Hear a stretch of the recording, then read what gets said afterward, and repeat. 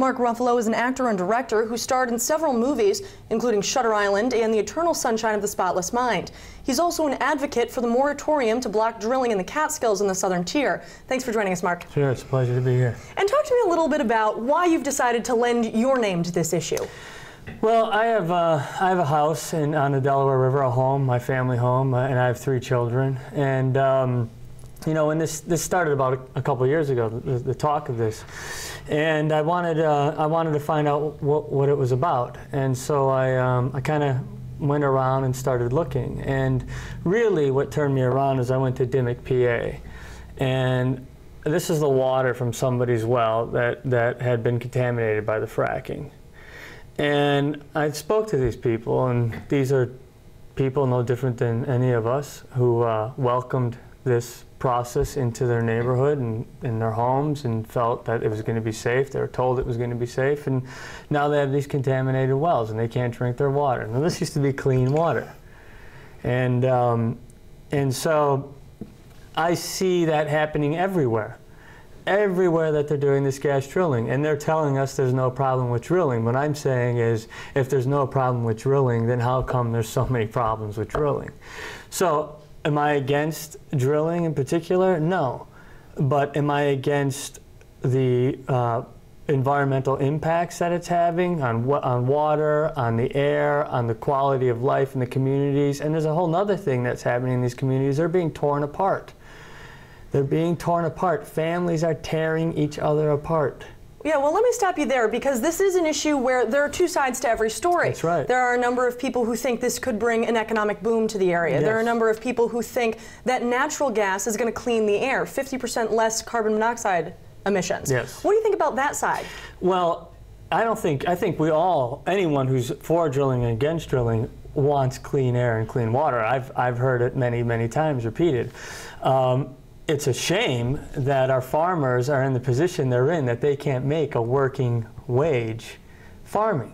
That's why we're in this situation that we are right now. That's why they're looking at it to save their farms. That's what they say. They're trying to save their farms. These people aren't people who generally would advocate for something like this. They love their land, just like I love mine. They love their clean water, just like I love mine. The only difference is do we know it's safe or not? Now, when people say to me, but what about the economic, would you take your daughter, if you're on economic hardship, to the red light district to start working there? I mean, you know, at what point are we being foolish for money? Now this is all in the shadow of what's happening in the Gulf right now. And the same industries are telling us the same thing. Don't worry, we got it covered. It's safe. We know what we're doing. Well, you just had in Pennsylvania, a well blew up, and you know, millions of gallons of fracking fluid poured into a tributary off a state park. This is an issue, though. You're right. There are really very real problems with it, and there are certainly examples where horrible things have happened with fracking. Sure. But the DEC right now is conducting a really intensive examination of this. They've studied it for a long time, and they say when the investigation is complete and they put the limitations on this fracking that they want to, it'll be the safest hydrofracking in the world. Well, the problem with the DEC is that, and I feel badly for Pete Granis because of this, is just like the mineral management services in the Gulf, the DEC is responsible for not only regulating the gas drilling, but also for promoting the gas drilling. Now, I was just with the union, the head union of the regulating the labor for the DEC, and he just told us they do not have the money to put out the amount of regulators that it would be needed in order to cover this particular issue. So, yes, if the DEC has regulations that are in place, which, by the way, every leading scientific group who's looked at that environmental impact study has said it's not worth a darn. They have to start over. I mean, that's from many, many, many years ago. This is a nascent technology.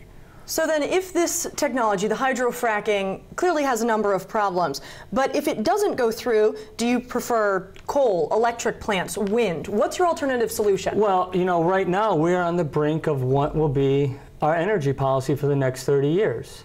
Now, Is it going to be another carbon fuel? We're just going to switch to another carbon fuel that might burn cleaner, but the other environmental impacts aren't proving to be much cleaner than any of the others. You know, we're sort of, you know, counting apples and oranges here. Are we going to seriously take on this issue of energy and get ourselves off of carbon fuels? There is a finite amount of carbon fuels. We, technologically speaking, are very much on the brink of being able to really harness the sun, the wind, the waves.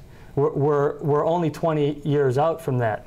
So right now, the market is flooded with natural gas. This natural gas that we're taking out of New York isn't going to the United States, it's going to Norway, it's going to Japan. These are foreign-owned companies. So yes, I hear that argument, but I say at the same time, okay, well then why are they sending the gas somewhere else?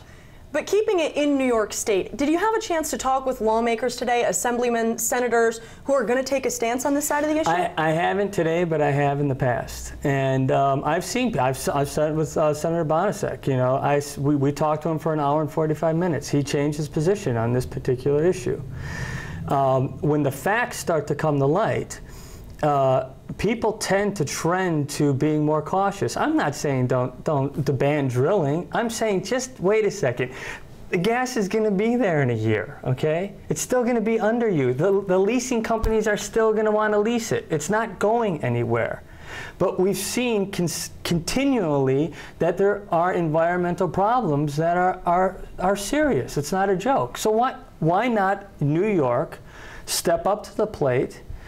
PA, poor PA, they're playing catch up to the regulations. They're so far behind that they're having all these problems now. Why don't we have something in place? Why don't we go into this knowing exactly what we're going to do and how we're going to do it and how to do it safely? Well, it's clearly an issue you feel passionately about. How important do you think it is to lend your voice to this hydrofracking issue? I mean, if we're talking about poisoning our water, I'm a man of conscience, and I've seen what they're doing. I've seen it. Then as a man of conscience, I have to stand up and do something. It's not just my area. It's the New York drinking water area. It's Philadelphia's drinking water. I mean, there's possibly 12 million people who are linked to this watershed, and unfortunately, water rolls downhill, and they have no idea where water's going to end up. And so you can't put 7 million gallons of hydrofracking laced water into the ground and expect it to just stay there. Well, it's certainly going to be an issue we hear a lot about going forward. Thank you so much for your time, Mark Ruffalo, joining us. My pleasure. Thanks a lot.